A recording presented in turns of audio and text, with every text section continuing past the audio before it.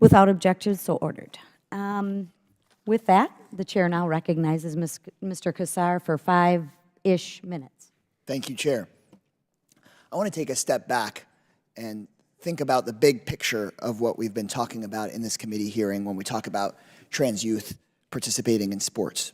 Because when we're here at the seat of government in the U.S. Capitol and we talk about young people, I think we should be talking about how we support them. And if anyone needs support, it's probably trans youth who are more likely to have faced bullying and isolation and doubt and usually have a harder time than most of our kids. But instead of talking about how to support all of our youth, especially our most vulnerable youth, people in my state, like Greg Abbott, have used their government power to pick on trans kids and get TV news hits about those kids' ability to play in sports. And instead of funding schools, supporting teachers or counselors or youth programs, I've got an extremist legislature singling out what we've been talking about today, a small handful of kids who are already suffering from pain with more pain. Because those families that I've met with and talked about, they know that when we spend our time in these seats of power talking about them instead of with them about these challenges, that creates even worse mental health issues, even more just really hard times for some of these families who are now questioning their own residency in my state. That's what we're dealing with here today.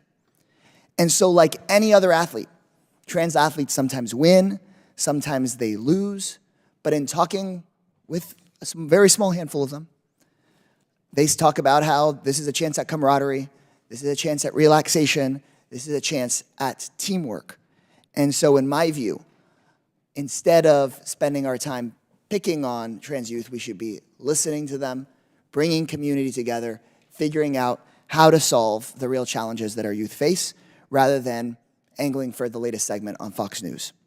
We should be focused on expanding opportunities for all of our young people and find ways to let kids be kids. So now for my questions, Ms. Goss-Graves, are you aware of any reason to believe that allowing trans athletes to participate in girls' athletics is limiting opportunities for cisgender athletes? Absolutely not. In fact, there's a lot of gender inequity in sports and in schools. The trans athletes are not the source of it. They aren't the source of resource inequity. They aren't the source of not having the same level of coaching. They aren't the source of not opening up new sports teams when you have a group of girls who say, I just want to try playing lacrosse, and your school won't start a lacrosse team.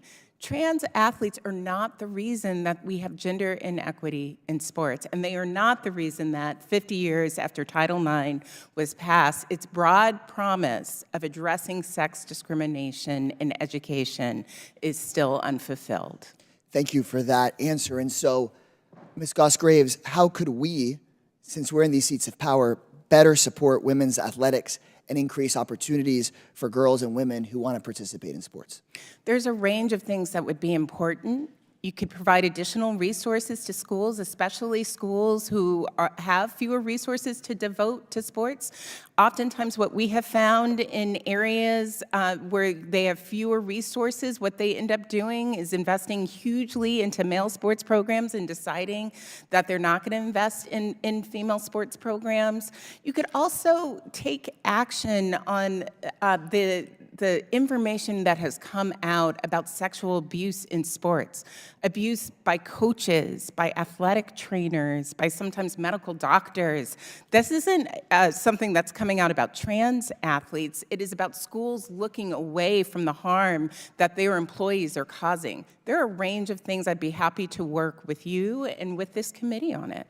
So as Mr. Takano mentioned, the 4 trans athletes in Utah, it's not them that were caused the huge disproportionality in funding for men's sports versus women's sports. In fact, what you're saying here is it may not be trans athletes or isn't trans athletes taking opportunities away from women's sports. It might actually be guys like us on dioceses like this one not investing equally in women's sports.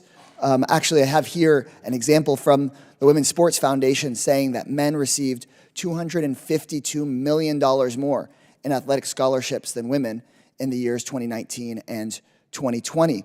A report released last year for the 50th anniversary of Title IX found that men's athletic programs received more than twice as many resources as women's athletic programs in 2020, and expenditures for recruiting and compensating head and assistant coaches favored male athletes about 3-to-1.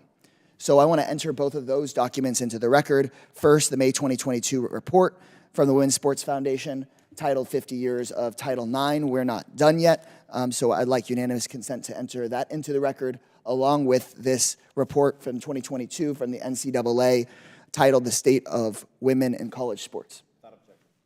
Thank you. So I think that this is a really important part of the question. One, how can we better support young people in general? And then second, if the claim is that by supporting trans young people and their mental health and their ability to be fully included in themselves, we're hurting women's sports, then we'll actually ask ourselves, what is actually hurting women's sports?